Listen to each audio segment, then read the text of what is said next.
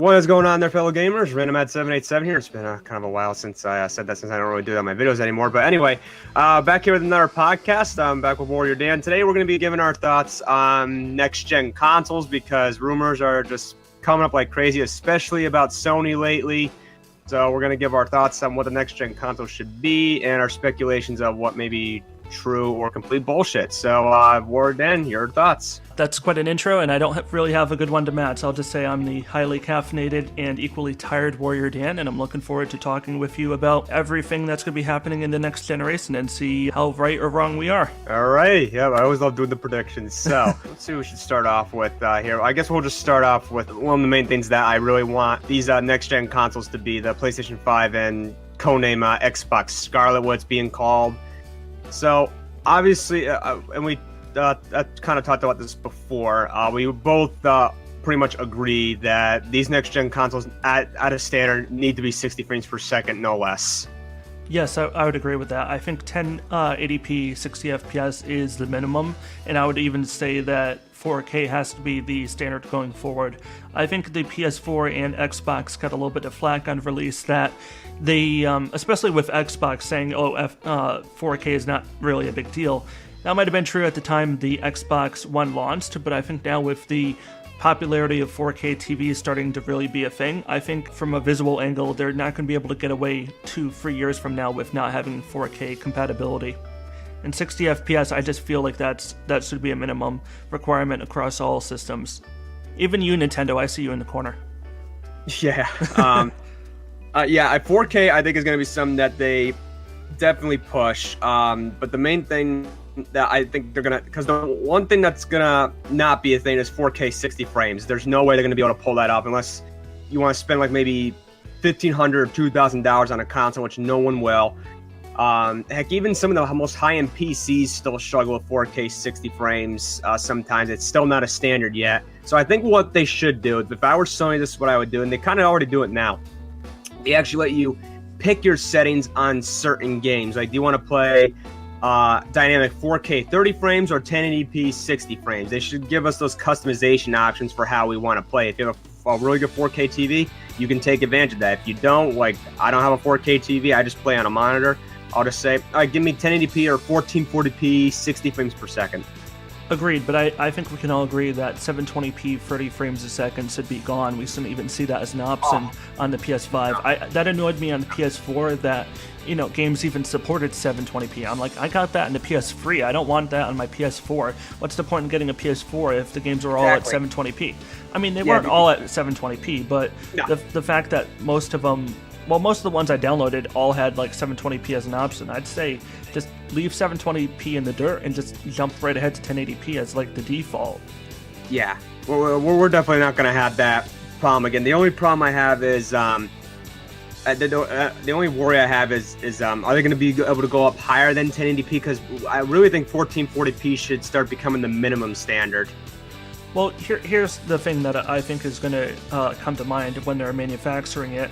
They're going to be producing the newest consoles, I think, from everything I've seen and everything I've heard, and just my own guess. I think they're going to make these consoles with streaming and content creation in mind. I think the PS4 was an early venture into consoles that could support content creation, like YouTubers, streamers, and all that. The PS4 and Xbox One were kind of a minimal step forward towards that, but I think the next console has to support VR streaming and stuff. I think VR is going to be the big thing moving forward into the next generation, and streaming also is going to be a big part of that. You're going to need the infrastructure to support streaming, and these consoles don't really have quite enough of that, I think, the ones we have on the market now. Yeah, and I totally agree with the VR thing, because VR is not slowing down. I mean, I wouldn't say it's like a huge phenomenon or anything like that, but I don't see any sense of it slowing down. I still keep seeing games made for it. I see Let's Players still playing these VR games. So I would not, if to anyone out there who's thinking that a VR is just a fad, I wouldn't be so quick on that. Now, motion gaming. Well, I don't think it's. I think we can both agree it's not a fad, but what it is right now, it's a very dedicated, very small demographic of users. When you look at the total number of people who have a console, and I'm just talking console here. I'm not I'm not going to even talk about PC. But Right. of the people that have a console, then you have to figure, okay, you have to spend another $200 to get the necessary equipment to play PS4 VR, or I'm not sure what the Xbox equivalent is, but I'm going to assume it's somewhere in the $150 to $200 price range for, VR equipment. It's still a pretty big asking price for people looking to get involved. I think the price for the technology is going to have to continue to go down before it becomes less of a collector's market. I think it was good that it was only $200 compared to like the Oculus or the HTC Vive. Yeah, that's $700. It's like $600-700. I am glad the price is going down, but until you have a bigger demographic of users using that technology, which you're not going to see until prices continue to go down, you're not going to see developers start to get in on it and produce more and more games for VR, and that will bring in turn more people into those into using those accessories. Yeah, because right now it's just mainly the hardcore that they got, the super hardcore gamer that they got, and or just a select few hardcore gamers in there right now, which is very good.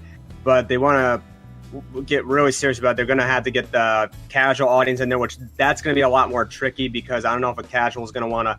Well, what Sony has to do, and I'm just talking about Sony here, I don't know as much about Microsoft's plans for the future. If Sony wants to get serious about the PS5 and VR, they're going to have to do what they did with PS4 and PS4 Pro and make games exclusive to VR. Make games like high-quality, top-tier games, like get Naughty Dog to make an Infamous spin-off game for VR, get like your top profile studios to come in and make affordable VR games exclusive for the PS5 VR. Yeah. That's what brought people to the PS4. It wasn't the fact that PS4 had amazing technology. It didn't. I mean, it was basically a downgraded PC. I'm sorry, PS4 users. I have a PS4 now, that too. is true. It is a downgraded PC. It needed something else to get people to buy it. And for the PS4, it was the games. And for VR, I think the argument is the same. You're basically asking people to buy a console after already buying a console. In terms of price, you're spending an extra $200.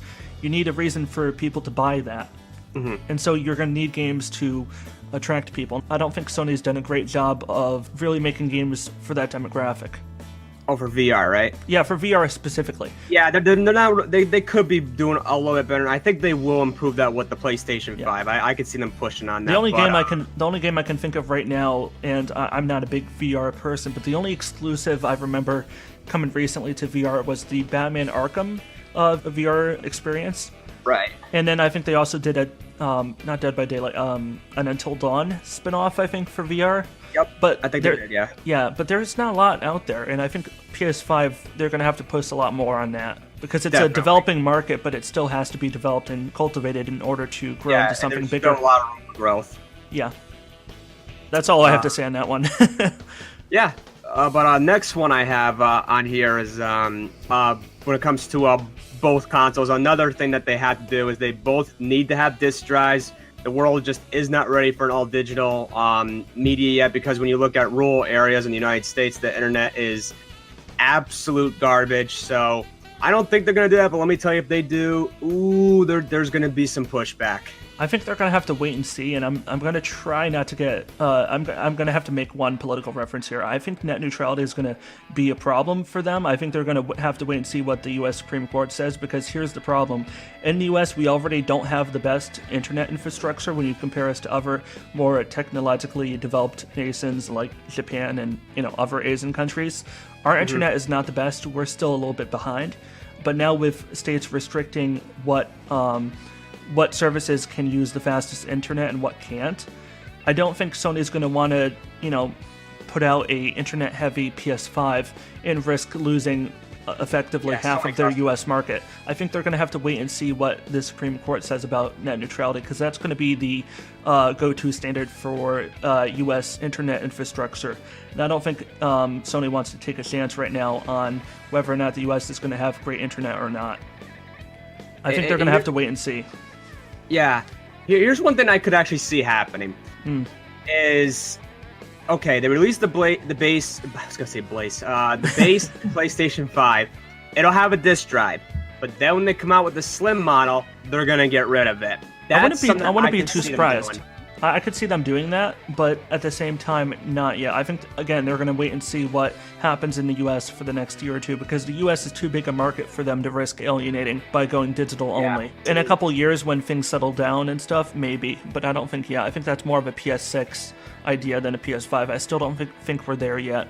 Yeah, I do think, though, this will definitely be the last generation we see physical media, because digital is just getting more and more increasingly popular. So I think that's what they said. That's what they said about the PS3, and now they're saying about the PS4 is, the next generation is going to be the one to get rid of discs. And I still think discs are too much of a there's too much of a collecting incentive to collect disc copies of games. I don't know if Sony wants to get rid of that market just yet, especially with companies like GameStop being their primary supporters when it comes to selling games. I mean, GameStop hasn't been doing good as a company, though, so... No, but can you imagine how much worse they're going to do when PS5 is announced and all of a sudden it has no physical disc support? Oh, no.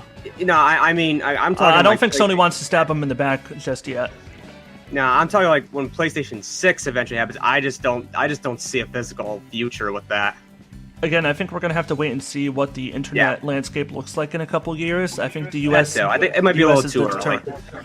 Not the deterrent, but the U.S. is going to be the deciding factor, I think, because the U.S. is such a big console market. I don't think the U.S. is there yet as far as internet. So next one. This is a topic that I just got really concerned about recently. I actually...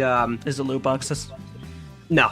Loot boxes, I think, are almost on their way out. We got to keep finding them now. But anyway...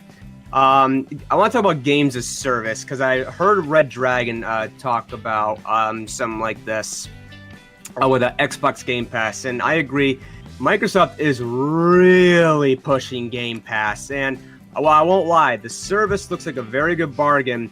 Yeah, it definitely is that games as service route, and I don't like the idea of all my games being locked behind a subscription, but I don't see them doing that as that being the absolute standard for the next generation. I still believe there's still gonna be physical media and stuff like that. I know Microsoft is saying we're trying to give people a choice and everything like that. Yeah, you say the same bullshit about microscam app. So now, from what I understand about Xbox Game Pass, and I only have a basic understanding of it, it's basically a Netflix for gaming in the sense that you pay a flat fee and you get access to a whole bunch of content. I don't have it, and I know EA is doing something similar with Origin Access or whatever it is, Origin Premium, whatever the hell it's called. I don't have a problem with that per se, because again, it goes back to the Netflix argument. Would you rather be spending hundreds of dollars a year on DVDs, or do you want to be able to watch all your favorite movies for $8 a month or $10 a month and just know that you don't have permanent access to them? It's a fair argument. For those who don't have the money to be spending a lot of money getting those individual titles and just want to pick up and play games for a couple months before, moving on to the next big thing. For casual gamers, it's not a bad idea. No, for the casual audience, this is perfect for them. For the hardcore, if Microsoft truly is genuine about that being a choice, then say, and go ahead with the Game Pass. But these companies are just like politicians. They're complete psychological liars most of the time. But the only concern I have, this was something I thought about. I'll see what your take is on this. Something that I could see happening is if stuff like Game Pass and Origin Access start becoming well, they're already successful, but I'm talking like monumental success. What if other companies start jumping on the bandwagon, like Activision, Ubisoft? Sony's already pushing it with PlayStation Now a little bit. Then you're going to have to pay all of these separate subscription services just to play those games. Well, my response would be the average person wouldn't be spending all their money on all these different services, no more than you would be spending money buying each and every AAA game to come out in the market. That's simply unreasonable. You wouldn't have the money to be spending thousands of dollars on individual $60 games. So it's just more about reallocating the money that you already have. Would you rather be spending $12 a month and getting access to dozens of different games? Or do you rather be spending $60 every month buying one new specific game that you may or may not like? It's just a different question of value. I think it could be good, but it could also be bad. It depends on what's being offered. As someone who's used Netflix since it came out on the original Wii, I don't have a problem with getting all my movie access on Netflix and not spending $20, $30, $40 a month on buying 2 or 3 DVDs. Yeah, no. When it comes to Netflix, don't have a problem with that, because honestly, there's only really so much you can do with movies. When it comes to games, they're always monetized to death these days. And But what if they didn't have to be? What if instead of publishers having to rely on gamers maybe or maybe not getting season passes, what if they had a guaranteed source of income where players decided, okay, instead of buying all these season passes individually, what if I just spend $12 a month, $15 a month, and I get all that content all included? Like, what if instead of having to spend $40 on every new Destiny 2 DLC, you just paid $20-$30 a year or whatever, and get all that content delivered to you? It would be cheaper to the average user, and it would guarantee income to the company, de-incentivizing them to go over the top with monetization like loot boxes, which may or may not be regulated soon. I'm just presenting an alternate idea here. They could do that. I mean, but these companies already make enough money to be able. They only put the microscam actions in there just to make even more money. So they want all the money, not they don't want enough. They want it all. Except they're never going to get all the money, because there's always going to. Hold on, I'm just saying, like, there's always going to be people who won't buy into those DLC, like every new DLC that comes out. It's a risky maneuver because you don't know what's going to hit and what isn't. Right. But what if you didn't have to worry about that, as I'm saying? What if the only people actively on your platform were active subscribers, like a Netflix, where Netflix knows they can afford to produce new content on a regular basis because they have a set number of users on their platform. There's always going to be content for those users to enjoy, so they're not very incentivized to leave. It's less of a risky thing for those companies. Right. Rather than, putting out $60 games every month, they can just, you might see more diverse content. You might see more games added to those services that might not otherwise have come out. Like games that are now going to the indie market, games that the publishers right now wouldn't put out because they're not, they're not over monetized enough.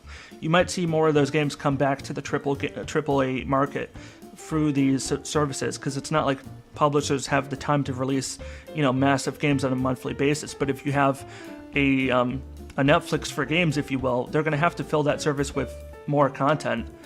You know what I'm saying? Yeah. And so you might see more different kinds of games come to popularity that might not otherwise do so.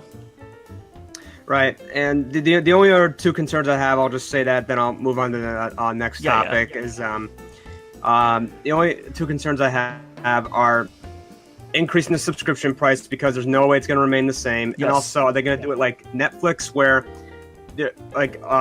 like movies or shows are only on there for a limited time, or is it going to be the same thing for games? Because I would really hate that. I'm assuming that's a possibility, but for the models that we see already, like Origin Access and stuff, I can only speak to Origin because I haven't seen a lot of alternate options. But I did try the basic Origin thing, like the $4 or $5 a month thing, like a while ago, like a year or two ago. And basically you had a select, they've upgraded the price since, and they've added some features and stuff. But basically you had access to a couple hundred games on the store, and they were there forever. As far as I know, the games that I could play back like a year or two ago are still on their store today.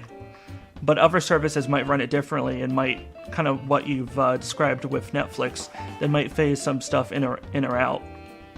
I don't know. It really depends on the market. I know Discord's trying to do something like that right now, where for $10 a month, hello Discord, by the way, we're recording on you now. Yeah, kind of sponsoring them now. Discord on their storefront, I think it's $10 a month for whatever their premium thing is, and like their whole thing is getting indie games.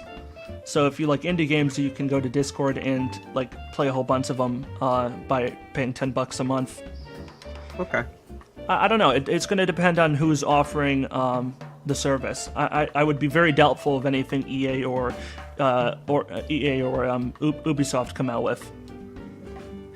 Yeah. But then again, I'm skeptical every time they've released something. I mean, look at Shadow of War or Shadow of Mordor. Yeah, I know, really. But next topic, and this actually goes right into Microsoft again. So you and me both know that Microsoft is definitely gearing up for the next generation with all those acquisitions of several first-party studios. In fact, I think they announced 2 more at their XO18 conference. I can't remember what they are, but Yeah. You can tell that they're taking this whole first party, they don't have a no exclusives thing seriously now. Well, that's really what was killing them with the Xbox One, is a lack of exclusives. I mean, yeah, they had Sea of Thieves, and look how well that turned out. I actually like the look of that game, by the way. That game looks beautiful. It looks beautiful. Even though it has no content, it still looks beautiful. I want to give them props for the design. Oh yeah, the artwork is fantastic. Nice. But setting that aside, they just don't have a lot of other top-tier games. They had, like, one game, I forget the name of, we've mentioned it before, like that one game that looked really cool, and then they canceled it last minute. Oh, Scalebound. Yeah, that looked nice. But then they canceled it. They didn't have a lot of exclusives for the whole lifespan of the Xbox One, and let's face it, the Xbox One has maybe a year or two left, and that's not really the time where you see a lot of exclusives come out. No. If you want to see exclusives, it's really during the first 4 years. After that, it kind of goes downhill. Yeah, what was I gonna add into there? I mean, hopefully they do maybe when they announce the next Xbox, they actually show what they're working on, because just because you acquire these studios doesn't mean anything. You gotta really come out hitting, because I don't want there to be such a big split on the player base or the buyer or the customer base when it comes to next gen. I want them to be more competitive, because the thing that scares me the most about Sony is they are so incredibly far ahead of Xbox One in terms of sales. And usually when a success like that goes to a company's head, they're usually the one that pull off the bullshit at the start of a generation. Like, let's look at Sony and their arrogance with the PS2. They come out with the PS3. Now, granted, there was a reason why it was $600. I mean, but the thing is, they were still losing money even at that price, but they couldn't do it at like $800 in order to make a profit, because no one would buy it. And it was because of that cell architecture. But then they were going on stuff like saying that people will buy a second PS3 to people get a second job to get a PS3. They got arrogant for it, and it bit them in the ass. Microsoft did very good during the Xbox 360 era. Then they said, okay, I think our customers will bend over to bullshit. So let's make a DRM console that nobody would want, and let's get rid of used games, or at least try to get rid of used games. That didn't go over well. But the only glimmer of hope I have is the whole crossplay situation, because Sony was really getting stupid with that. But eventually they caved and started listening to people. So maybe they might be a little bit more humbled than I'm hoping. But anyway, your thoughts. I kind of blabbered on for a little bit. It's all good.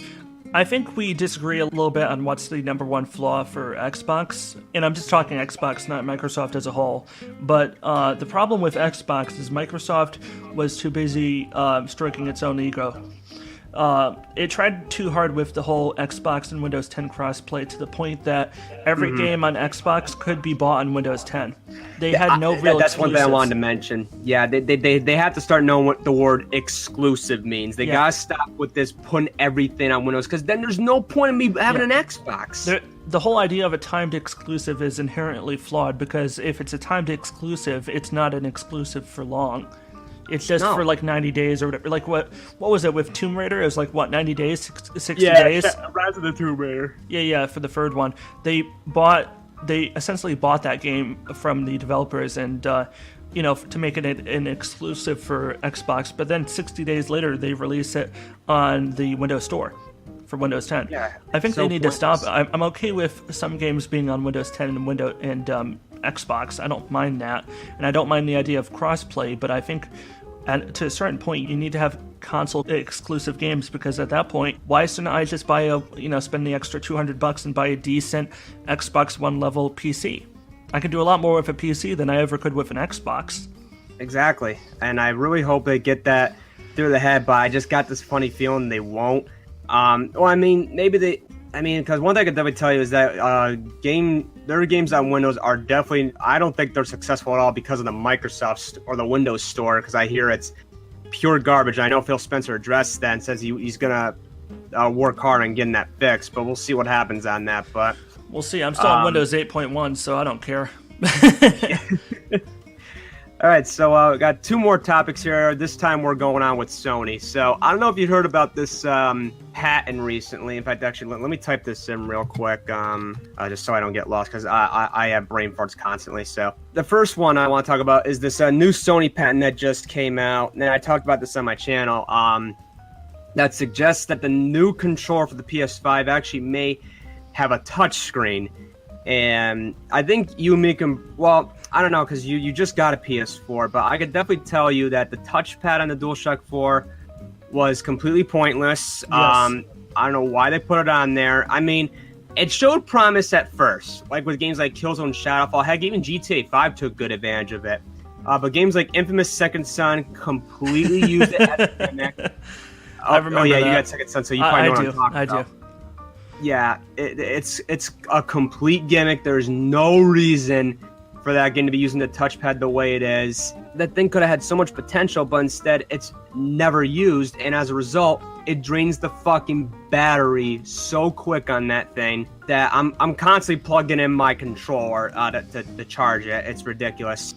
But a touch screen I feel like could be more useful, but I do worry about battery life for that, but hopefully technology's improved with that.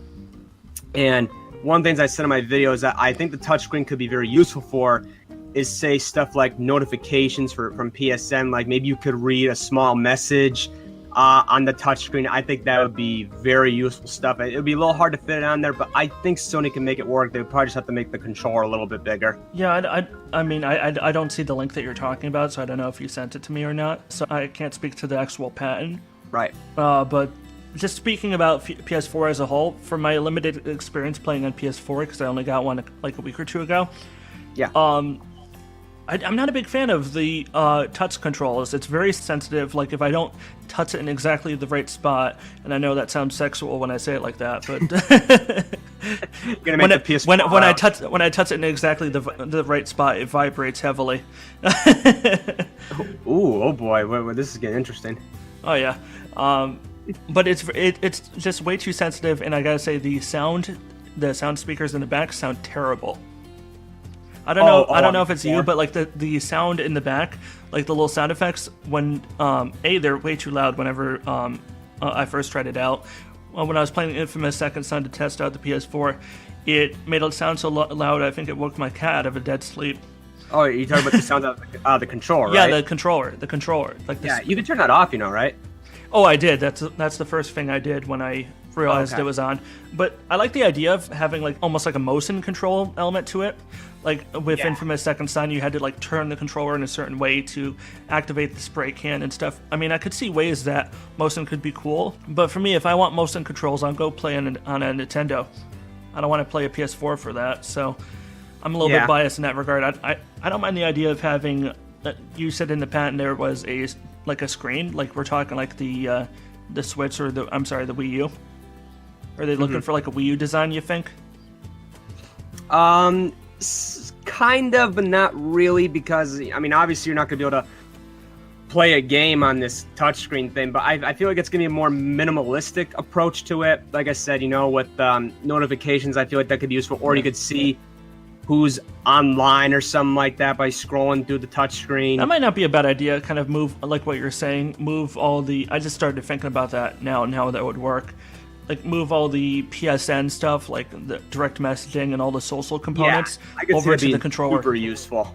Basically, treat it like a teenager's phone, just text and all that from the phone. And like when you got a message, your controller maybe we'll do like a certain vibration to let you know, like, hey, stupid, you got a message. Or Ed, you know what's going to be the problem with the next generation? Above all, is it's going to lead to a outburst of sexting among teenagers. Oh boy. PSN, Sony in trouble for underage sexting. Oh my god. Sony made to pay a fine. Anthony Weiner away from the PS5. All right, I mean, how they're going to implement that with games, I don't know. We'll see how they do that. But I think it'd be best if they just make it focus on the PSN aspect of it first, and then games second, because I see more use out of PSN with a touchscreen. So yeah, they're going to need to upgrade their servers. I mean, the download is okay on PS4, but I think it needs to be a lot better for PS5. That's literally the next topic I was gonna I'll go into. But before I do that, though, yeah, before I do that though, I want to talk about backwards compatibility because I know there's another pen that suggests maybe it's a little edgy or like skeptical when it comes to the patent. It's not 100%. But there may be backwards compatibility for the PS5, and I think that's very likely, mainly for this reason. It's going to use the same type of architecture as the PS4 x86. It's just going to be like a lot more powerful. Hopefully, I'm hoping it's a lot more powerful. It's a huge leap forward. One can hope. Yeah. So if they do that, I see no problem getting your games from PS4 on the PS5. Another thing I think they'll be able to do is if you transfer your PS4 games to PS5, they'll actually run and look better. And if that's the case, I'll get a PS5 pretty much at launch because there's no point in me staying back on the PS4 if I can just play all my games on a brand new console and they look and play better. I mean, the Xbox One X was able to do it with games from the original Xbox era. So I don't see why Sony could not do that. I think that would be a somewhat easy thing to do. I mean, they're already doing it with the PS4 Pro. Like your games can look and sometimes run better. For your exclusive games, or heck, I think even some third-party games. Well, if they could do that, that would be a big selling point to a lot of people who are not too sure whether or not they want to, which console they want to go for the next generation. Like for me, even though traditionally I bought a lot of Sony consoles, it's only because traditionally Sony usually has the better hardware and usually the better games. If Xbox all of a sudden came out with a better console, I'm not that dedicated a Sony fan where I won't go over to Xbox if they had the better games. And I think some Xbox fans this generation may feel the same about the PS5, where if you have enough to offer, some of them might come over. And the idea of being able to play, the last generation of games on the current console, I think that would be a big selling point with a lot of the retro crowd.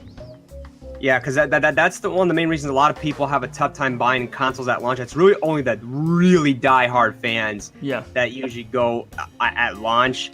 And I didn't really go at launch because when I first got the PS4, it was kind of a brick. And I was really just wishing I wish I could play some of my PS3 games on this. But if they do that with the PS4, that would be amazing. I will pretty much get a PS5. If they do that with the PS5 and make it backwards compatible with all your PS4 games, I'll pretty much get it at the midnight launch because I see no reason for me to wait. Awesome. Then I think we're kind of in agreement there. Why don't we move on to the next topic of conversation, since I think we've kind of covered everything here we wanted to cover, unless you had anything more to add? Nope. In fact, it was just that one thing you segued into about Sony needing to greatly improve PSN for PS5 because it sucks still on PS4. I mean, they've gotten better with it, but it's not where it should be. It should be right there with Microsoft because Microsoft is still much more superior.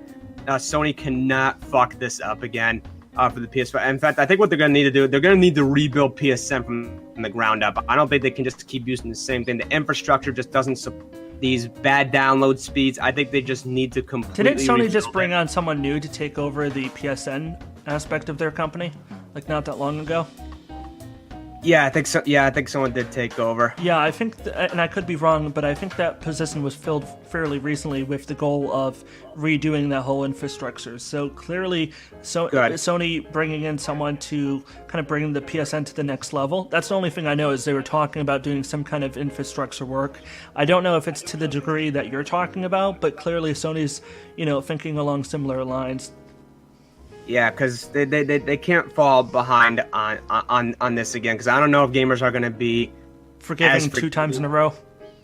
Yeah, I don't know if they're going to be forgiving a third time. Because with the PS3 it was somewhat excusable because you weren't paying for the online; it was free. Now with PS4, you got to pay for online, and you're still getting a pretty shitty service. Not as shitty as say maybe Nintendo Switch Online, because that one's really shit at the moment. Hey, with PlayStation Free, we got PlayStation Home. Oh yeah, I won't lie. I loved the PlayStation Home when it was out. Believe me, the more they updated it. Oh my god! I remember when they, and it's kind of a side note, but I remember when I got my PS3 a little bit later than some. I think I got it like a year in, and right after I got it and got myself set up online was when PSN added the whole Harry Potter expansion to it, and me being a big Harry Potter fan, that was a big win for me. And I remember spending like a good 2 to 4 hours in that area of the home world. Yeah. But I will say it was a cool idea. It was a cool idea, except the loading times were way too long. Oh my god. But anyway. Oh man. But yeah. So, yeah, I think that's. I don't think there's really too much more to say. You know, just obviously Sony needs to improve PSN, and honestly, I think Microsoft could use some improvements too when it comes to their download time, because I hear they're really bad on that one too. So they got to figure out this whole download speed and installation problem, because games should not be taking like 5 to 10 hours to install. That's ridiculous. No. That cannot be a thing next generation for both consoles. The PS5 cannot be the PS5's download servers cannot suck as hard as a porn star next generation. No, definitely not. I like that analogy. Feel free to use it. I'm not putting a copyright on it. I'm not Nintendo. All right, so I think that's pretty much all the topics we had to cover. So yeah, I think so. Yeah, I think next generation is going to be very interesting. In fact, I'll just end it off by this. I think Sony's almost ready to announce the PlayStation 5. In fact, I think they're going to announce it sometime next year, because it's already been confirmed they're not doing PSX this year. Yep. And they're not doing E3 next year, which is huge. This is the first time in 24 years I've heard they're not doing it. Indicating that they're going to do their own private conference. Doesn't Sony have like their own Sony have like their own conference or whatever, like their own presentation usually every year? I mean, you could say it was PSX. I mean, there's two reasons why I could see them doing this. It's either because E3, they see E3 becoming more and more irrelevant, or two, they're not ready. They're gearing up for the PlayStation 5, and they probably just, or not that they're gearing up for the PlayStation 5. I have a better argument. They just don't have anything to show, and they don't want to disappoint people. I don't think they're ready. I don't think they're ready to show off what the PS5 has. Also, I think they're trying to figure out a way how to show it, because, let's put it this way, they don't do a good job with presentations when it comes to PS stuff. Like, when it comes to consoles, we remember how well the whole, Microsoft sucked last year, but like before that, it's Sony that usually strikes out when it comes to the E3. So I wonder if they're just taking some time to evaluate how best to present the new console. Yeah, that makes sense. I mean, you have to figure, like, do they want to do it at E3? And I'm just saying more like E3 2020, or do they want to do their own conference? Do they want to announce it to shareholders first? Like, I think they're still trying to figure out their marketing strategy. Because if there's one thing that Microsoft and Sony are inconsistent at, it's debuting consoles. Yeah. And I don't think that Sony can afford to make a mistake here if they want to keep their edge on the market. Oh yeah, no, they could easily fall. You're never too big to fail.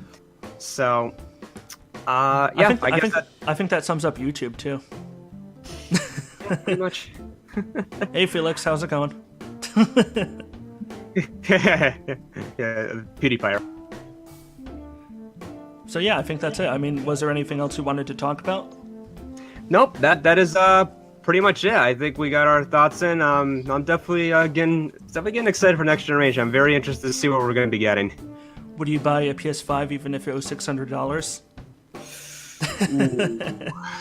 I don't know. They would have to really convince me on that. But I see these consoles coming out. I see the PS5 probably being either $450 or I think the lowest probably is going to be $500. Yeah, there's definitely going to be a price increase. I'm going to say they're going to go for, at launch, probably 500, and then like it's going to go down with the slim model into like 400.